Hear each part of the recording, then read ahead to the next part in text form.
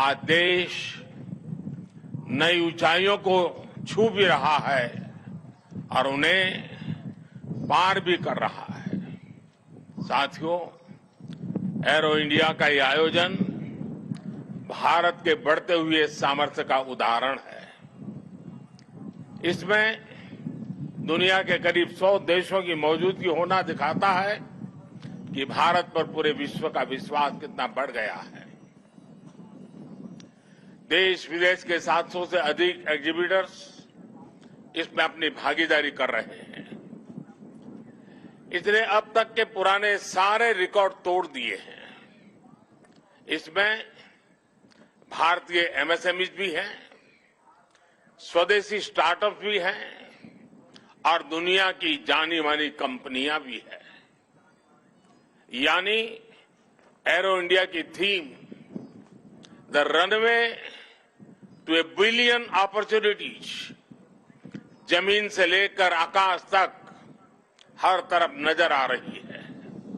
मेरी कामना है आत्मनिर्भर होते भारत की ये ताकत ऐसे ही बढ़ती रहे।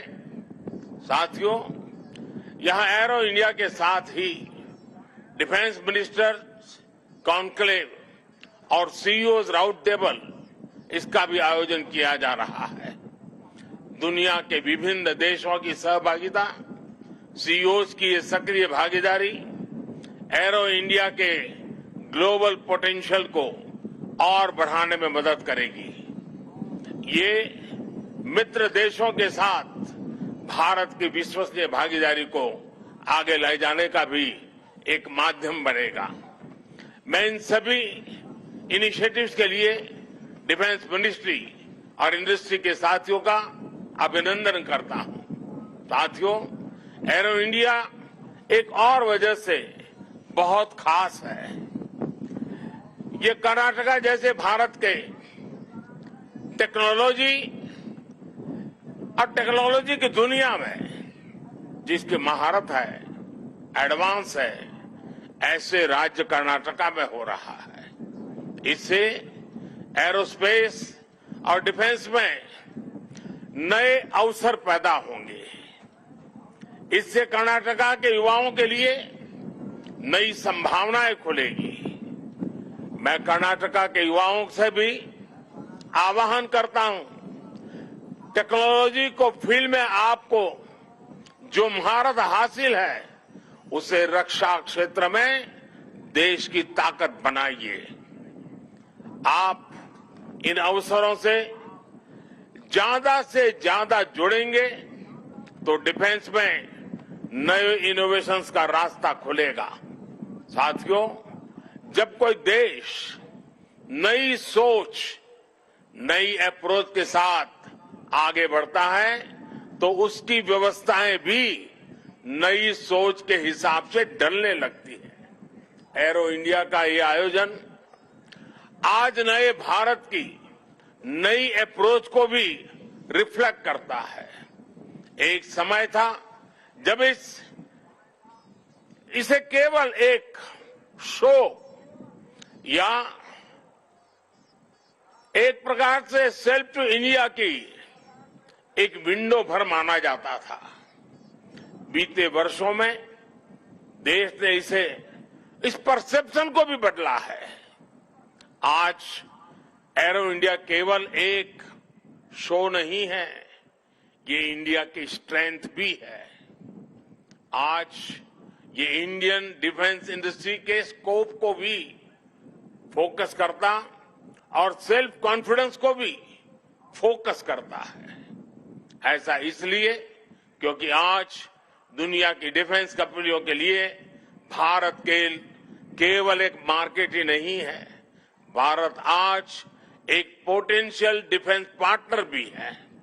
ये पार्टनरशिप उन देशों के साथ भी है जो डिफेंस सेक्टर में काफी आगे हैं।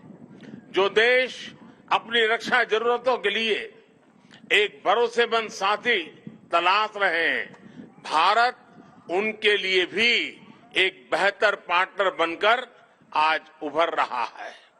हमारी टेक्नोलॉजी इन देशों के लिए कॉस्ट इफेक्टिव भी है और क्रेडिबल भी है। हमारे यहां बेस्ट इनोवेशन भी मिलेगा और ऑनेस्ट इंटेंट भी आपके सामने मौजूद है। साथियों, हमारे यहां कहा जाता है प्रत्यक्षम किम प्रमाणम, अर्थात प्रत्यक्ष को प्रमाण की आवश्यकता नहीं होती। आज भारत की संभावनाओं का, भारत के सामर्थ्य का प्रमाण हमारी सफलताएं दे रही है। आज आकाश में गर्जना करते Tejas fighter planes make in India के सामर्थ्य का प्रमाण है। आज हिंद महासागर में मुस्तैद aircraft carrier INS Vikrant make in India के विस्तार का प्रमाण है। गुजरात के बड़ौदा में C-295 की मैन्युफैक्चरिंग फैसिलिटी हो या तुमकुर में HAL के हेलीकॉप्टर यूनिट हो, ये आत्मनिर्भर भारत का वो बढ़ता सामर्थ्य है जिसने भारत के साथ साथ विश्व के लिए नए विकल्प और बेहतर अवसर जुड़े हैं।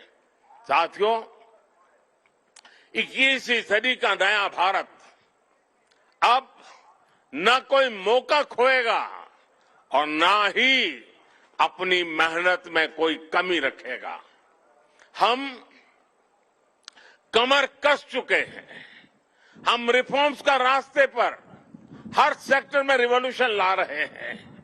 जो देश दशकों से सबसे बड़ा डिफेंस इंपोर्टर था, वो अब दुनिया के 75 देशों को डिफेंस इक्विपमेंट एक्सपोर्ट कर रहा है। बीते 5 वर्षों में देश का निर्यात 6 गुना बढ़ा है। 2021-22 में हमने अब तक के रिकॉर्ड 1.5 बिलियन डॉलर से ज्यादा के एक्सपोर्ट को, उस आंकड़ों को हमने पार कर लिया है। फ्रेंड्स, आप भी जानते हैं कि डिफेंस एक ऐसा क्षेत्र है जिसकी टेक्नोलॉजी को, जिसकी मार्केट को और जिसके बिजनेस को सबसे कॉम्प्लिकेटेड माना जाता है। इसके बावजूद भारत ने बीते 8-9 साल के भीतर भीतर अपने यहां डिफेंस सेक्टर का कायाकल्प कर दिया है। इसलिए हम इसे अभी केवल एक शुरुआत मानते हैं। हमारा लक्ष्य है कि 2024-25 तक हम एक्सपोर्ट के इस आंकड़े को 1.5 बिलियन से बढ़ाकर 5 बिलियन डॉलर तक ले जाएंगे। इस दौरान किए गए प्रयास भारत के लिए एक लॉन्च पैड की तरह काम करेंगे। अब यहां से भारत दुनिया के सबसे बड़ा डिफेंस मैन्युफैक्चरिंग देशों में शामिल होने के लिए तेजी से कदम बढ़ाएगा और इसमें हमारे प्राइवेट सेक्टर और इन्वेस्टर्स की महत्वपूर्ण भूमिका रहने वाली है। आज मैं भारत के प्राइवेट सेक्टर से आह्वान करूंगा कि ज्यादा से ज्यादा भारत के डिफेंस सेक्टर में इन्वेस्ट करें। भारत में डिफेंस सेक्टर में आपका हर इन्वेस्टमेंट भारत के अलावा दुनिया के अनेक देशों में एक प्रकार से आपका व्यापार कारोबार के नए रास्ते बनाएगा। नई संभावनाएं, नए अवसर सामने हैं। भारत का प्राइवेट सेक्टर को इस समय को जाने नहीं देना चाहिए। साथियों, अमृत काल का भारत एक फाइटर पायलट की तरह आगे बढ़ रहा है। एक ऐसा देश जिससे ऊंचाइयां छूने से डर नहीं लगता, जो सबसे ऊंची उड़ान भरने के लिए उत्साहित है। आज का भारत तेज सोचता है, दूर की सोचता है और तुरंत फैसले लेता है। ठीक वैसे ही जैसे आकाश से उड़ान भरने वाला एक फाइटर पायलट करता है। और सबसे महत्वपूर्ण बात, भारत की रफ्तार चाहे जितनी तेज हो, चाहे वो कितनी भी ऊंचाई पर क्यों न हो, वो हमेशा अपनी जड़ों से जुड़ा रहता है। उसे हमेशा ग्राउंड सिचुएशन की जानकारी रहती है। यही तो हमारे पायलट भी करते हैं। एरो इंडिया की गगनभेदी गर्जना में भी भारत के रिफॉर्म, परफॉर्म और ट्रांसपोर्ट की गूंज है। आज भारत में जैसी निर्णायक सरकार है, जैसी स्थायी नीतियां हैं, नीतियों में जैसी साफ नीयत है, वो अभूतपूर्व है। हर इन्वेस्टर को भारत में बने इस सपोर्टिव माहौल का खूब लाभ उठाना चाहिए। आप भी देख रहे हैं कि ईज ऑफ डूइंग बिजनेस की दिशा में भारत में किए गए रिफॉर्म की चर्चा आज पूरी दुनिया में हो रही है। हमने ग्लोबल इन्वेस्टमेंट और इंडियन इनोवेशन के अनुकूल माहौल बनाने के लिए हमने कई कदम उठाए हैं। भारत के डिफेंस सेक्टर में फॉरेन डायरेक्ट इन्वेस्टमेंट को मंजूरी देने के नियमों को आसान बनाया गया है। अब कई सेक्टर में एफडीआई को ऑटोमेटिक रूट से मंजूरी मिली है। हमने उद्योगों को लाइसेंस देने की प्रक्रिया को सरल बनाया है, उसकी वैलिडिटी बढ़ाई है ताकि उन्हें एक ही प्रोसेस को बार बार न दोहराना पड़े। अभी 10-12 दिन पहले भारत का जो बजट आया है उसमें मैन्युफैक्चरिंग कंपनियों को मिलने वाले टैक्स बेनिफिट को भी बढ़ाया गया है। इसका फायदा डिफेंस सेक्टर से जुड़ी कंपनियों को भी होने वाला है। साथियों, जहां डिमांड भी हो, कैपेबिलिटी भी हो और एक्सपीरियंस भी हो, नेचुरल प्रिंसिपल कहता है कि वहां इंडस्ट्री दिनों दिन और आगे बढ़ेगी। मैं आपको भरोसा दिलाता हूं कि भारत में डिफेंस सेक्टर को मजबूती देने का सिलसिला आगे और भी तेज गति से बढ़ेगा। हमें साथ मिलकर इस दिशा में आगे बढ़ना है। मुझे विश्वास है आने वाले समय में हम एरो इंडिया के और भी भव्य और शानदार आयोजन के गवाह बनेंगे। इसी के साथ आप सभी का एक बार फिर बहुत बहुत धन्यवाद करता हूं और आप सबको अनेक अनेक शुभकामनाएं देता हूं। भारत माता की जय।